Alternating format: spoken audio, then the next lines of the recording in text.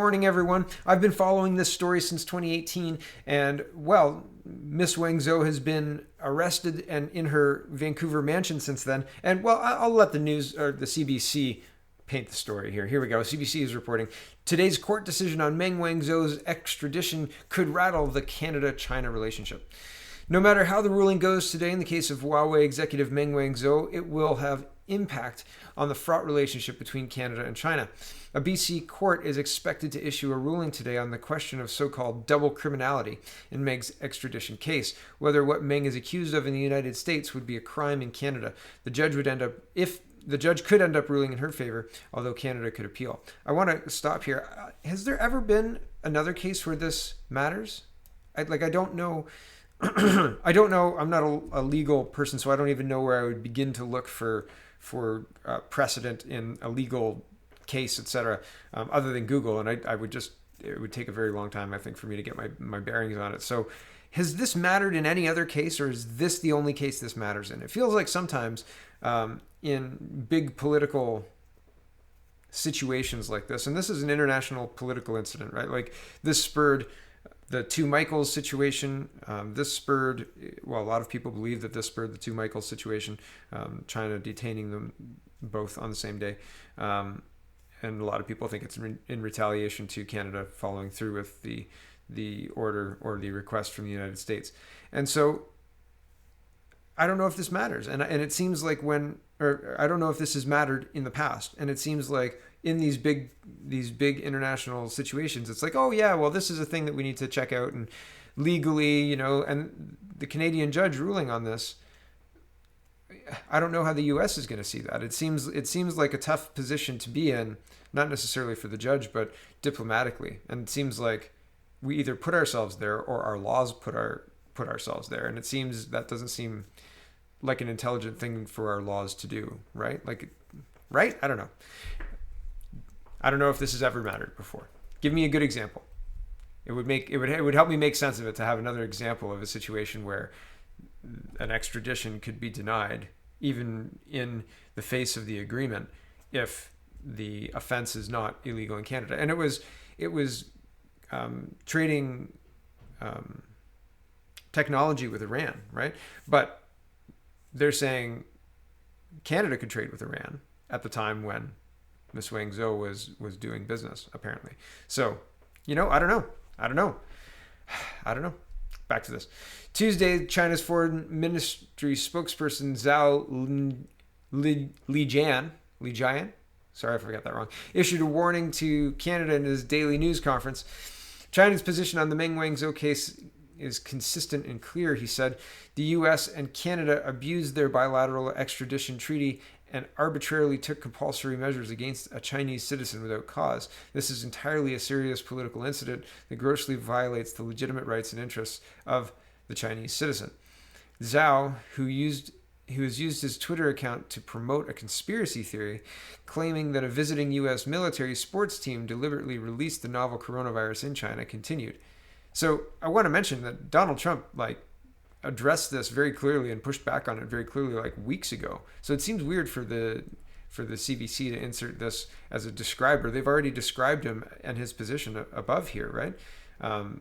He's the foreign ministry spokesman. So it's weird to say, he also claimed this thing, and not also give the context that Trump said that's not true, right? I think that's notable. I think that matters. Back to this. Quote, the Canadian side should immediately correct its mistake, says Zhao. Release Miss Meng and ensure her safe return to China at an early date so as to avoid any continuous harm to China-Canada relations. That's not even a veiled threat. That's like do what you're told, please, and do it quickly. Now. Or else. Back to this. The Global Times, the English language mouthpiece of the Chinese Communist Party, wrote this week that, quote, legal experts are cautiously optimistic and say that Meng is highly likely to be freed from a purely legal perspective if Canada truly has the judicial system completely independent from any political influence as it always boasts. And here's Justin Trudeau saying, this is May 21st, 2020. He says, China doesn't seem to understand Canada's independent judiciary, says Trudeau.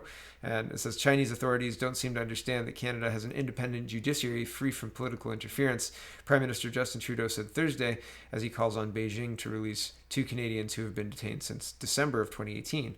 Former Canadian diplomat. Okay, and so we've talked about all that. We've covered that ground before. That was previously highlighted, I think. But isn't it interesting that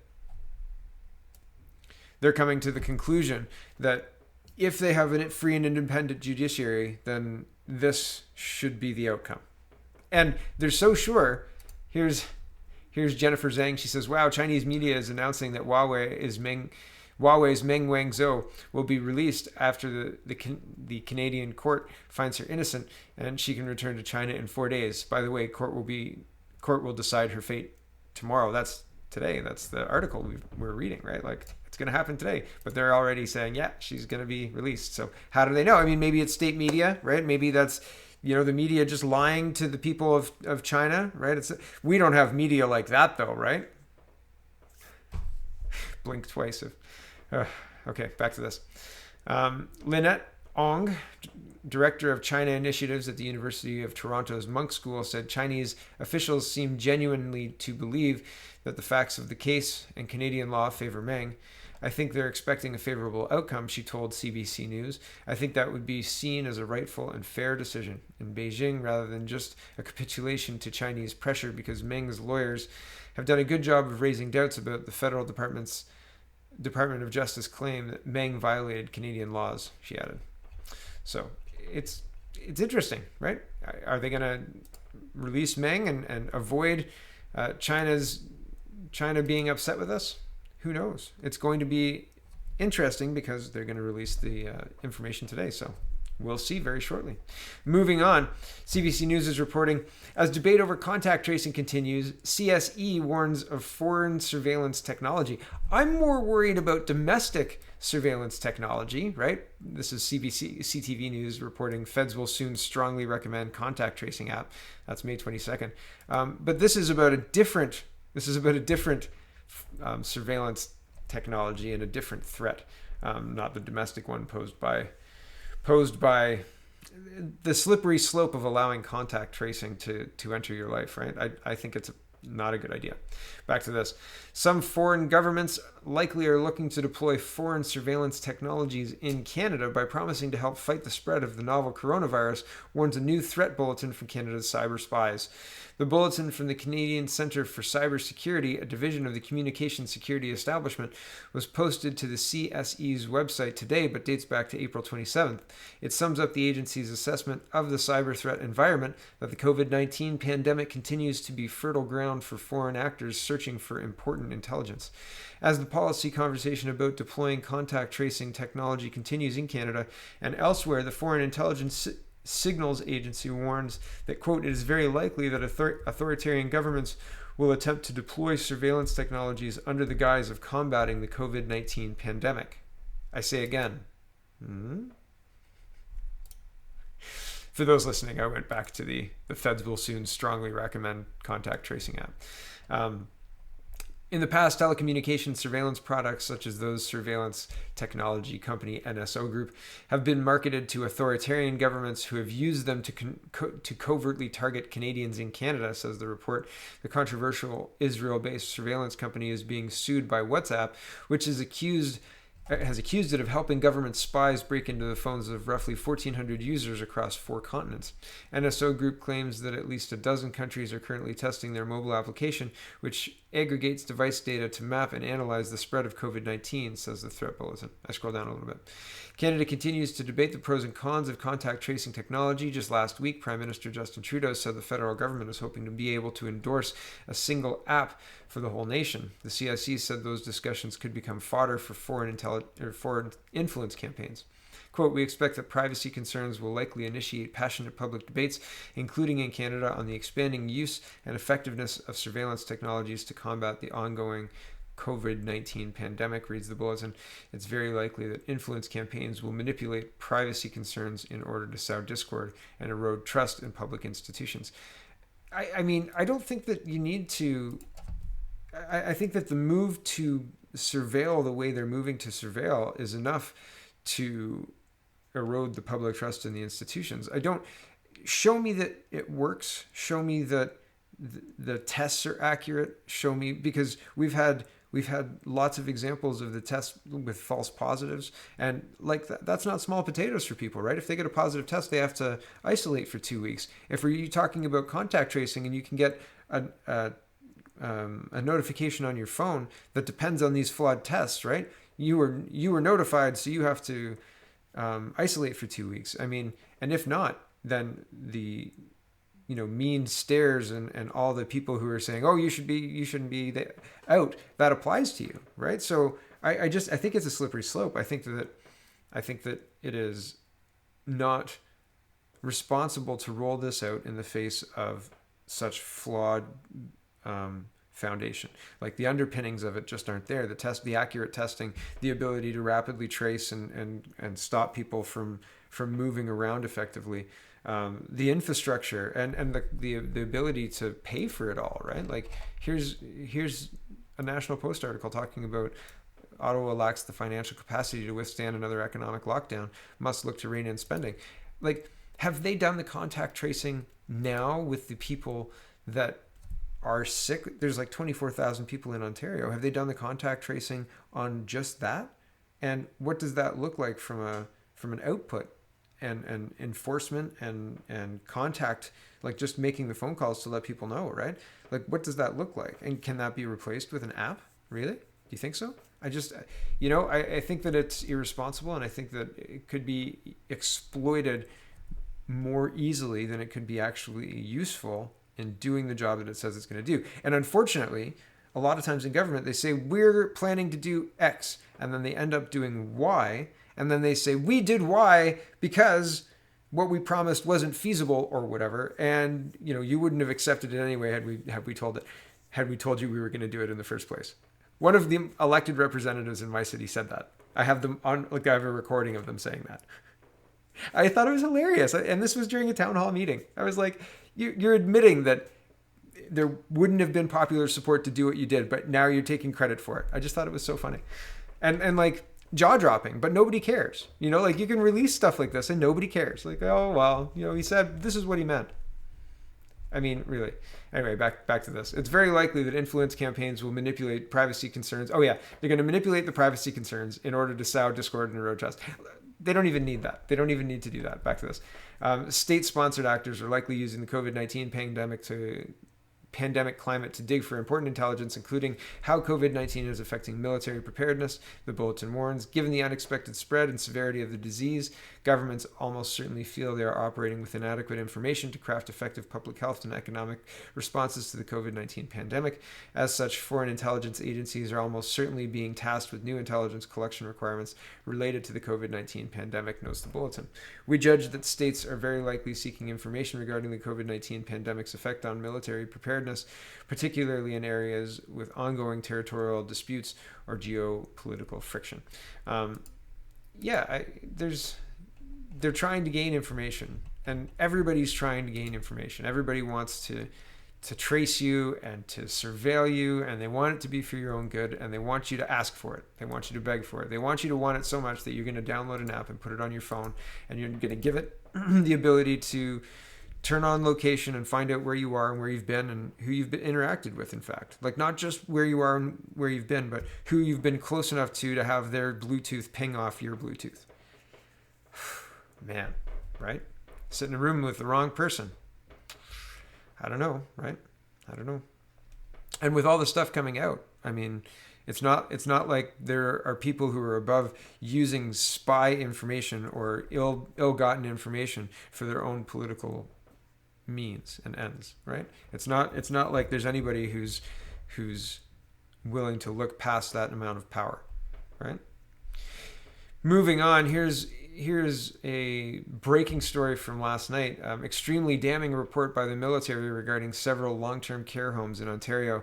Cockroach infestations, patients cry for help, staff don't respond, residents not bathed for weeks, residents forcibly fed, COVID patients allowed to wander. Yeah, this is a nightmare of things to read through if your parents or anybody that you care about is in a place like this. I hope this is not widespread, but my goodness, there's some horrific things on these lists here. I'm not gonna read through them, but link will be in the description. I encourage you to. There were a few that dropped my jaw. Yeah, here's cockroaches and flies present, rotten food smell noted from the hallway outside patient room. Patients being left in beds soiled in diapers rather than being ambulated to toilets. Just really, really awful things. And it's, hold on. This one just made me go, ooh. Generally very poor pre-catheterization care reported. Catheter is when you have to have something to help you pee into a bag or something to that effect. Retracting penis foreskin to clean isn't happening on a widespread level. CAF have found nearly a dozen incidents of, if you're squirmish, mute me for a minute. A dozen incidents of bleeding fungal infections. Just awful. So stuff like that, that's terrible. That's awful. That is a sentence to just not good things. That's awful. That's terrible for people. Here's just a quick headline. Thousands still flying into Canadian airports amid COVID-19 restrictions. This was published on May 26. Yeah, there are questions around this, right? Borders are closed with the United States, yet we land planes. Weird, right? Canada pledges $27 million to Venezuelan refugees crisis amid COVID-19 fight. More money. This is published yesterday, the 26th. Today's the 27th. So this is Canada increasing its support to South American countries coping with Venezuelan refugees by 27 million. So this is the countries around Venezuela where people from Venezuela are fleeing to that are getting that money in the guise of COVID-19, right? Like okay. Here's the last one. National Post is reporting Ottawa lacks financial capacity to withstand another economic lockdown, must look to rein in spending report. Canada cannot afford, so this isn't the government saying this is a think tank saying this, just to make sure you understand. I don't think the government understands that they need to rein in spending clearly because they're spending lots more money. And even if it's for noble purposes, is it helping in the way that people expect? Is it helping the people that Canadians expect it to help?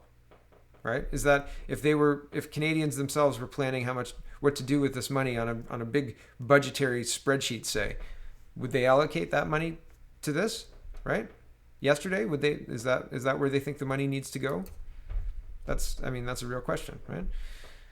Especially in the face of lacking the financial maneuverability we had even a few months ago, right? Canada cannot afford to completely shut down the economy, back to the article, in the event of a second wave of coronavirus, according to a group of academics and executives headed by a former Bank of Canada governor. A new report by the C.D. Howe Institute warns the Liberal government against turning one-off deficits into structural deficits as Canada comes out of the first COVID-19 wave and urges Ottawa to restore fiscal maneuvering room as soon as possible. Ottawa must look to rein in spending to address its ballooning deficit in coming months and create new revenue sources, such as possibly taxing international tech giants like Google, Facebook, and Netflix. Quote, if there's a second wave, then we just don't have the fiscal capacity to shut down the same way we did, Jeremy Kronick of the C.D. Howe Institute said in an interview. It's just not going to be feasible to do again. And there's more to this, obviously, but I just wanted to show you how the government looks at things and how think tanks are looking at things. And think tanks, you have to understand, have political bents. One, some are left wing and they say, the worker needs more rights and should have more days off, and sick time is integral to increasing productivity, and you actually get more productivity out of giving sick time than if you don't give sick time or whatever, right? Like they can make true whatever they want. And the same on the right, they can make the numbers say whatever they want. And often they get criticized on the right for using different formulas than the left uses to come to different conclusions, right? And often criticisms on one side have merit and criticisms on the other side have merit. But most of the time, the truth is neither, right? Like the truth isn't as catastrophic as the right makes it seem, nor as rosy as the left makes it seem. But the bottom line here is the trend is we've been shoveling billions of dollars outside of the country. It seems tone deaf to be sending millions to help in refugee cases when we've got situations where we're increasing the debt to send that money. Like it doesn't make sense. Is borrowing money that cheap that we can just borrow to send this money outside of Canada? Like, do we not need our financial house in order before we start sending to other countries? Is that not a reasonable expectation?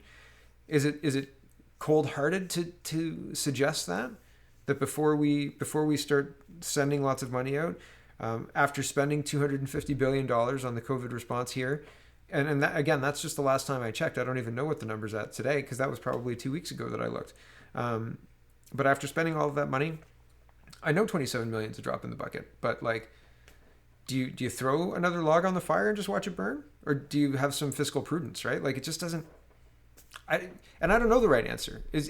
Maybe Ottawa's right. Maybe Ottawa's 27 million is exactly the right move, and that positions us as nice people on the international stage, and we've got all this extra money anyway, and Canadians don't mind that, we're always going to have the GST. Right? Like, and they understand that we have to pay taxes in order to send money outside of the country. Like, we just have to do that. That is what being Canadian is all about. Maybe is Ottawa right? Like, maybe they're right. I'm clearly not right. Right? Like I'm clearly wrong. I'm clearly the bad guy here. So, or here, not here, but I'm the counterculture to the not ambivalent, the what's the word? To the Canadian trope of us rescuing everybody, of us being the nice guy to the extent of that we'll work and borrow money to send this money outside of Canada. Maybe I'm wrong because I think this is irresponsible spending. Maybe I'm wrong, and I'm willing to be wrong, but I think this is irresponsible spending. I think it's crazy, and it doesn't make a lot of sense. And it's not just me that thinks that, even though it might be a right-wing think tank, because I didn't look at it. I've heard this before, and I thought, good enough. So, and sometimes that's how this works too. So that's where we're at. That's where we're at. I don't know that we can afford it, and it does. I don't know that it matters, because they're going to keep doing it anyway, right?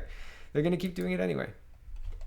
And until more people see this as not appropriate spending, and until our leadership understand that, then it's going to keep happening, right? And what's the pathway to fixing it? I'd love to know. Thanks for watching, everybody. Check out CanadaPoly.com. Check out CanadaReport.co. Check out SpeakingMoistly.co. Greg and I recorded an episode yesterday. I thought it was a lot of fun. So check that out. And have a wonderful, wonderful